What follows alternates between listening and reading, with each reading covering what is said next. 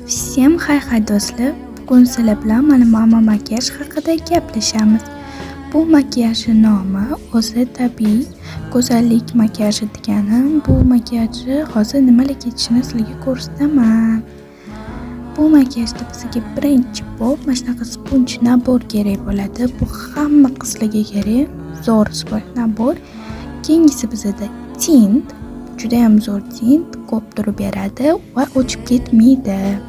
Juda ham shirin tint. Keyingisi bizda rumyana shunaqa ishlatamanmi 01 ottенкаsidagi Keyingisi bizda bu Pussy'dan qosh uchun gel.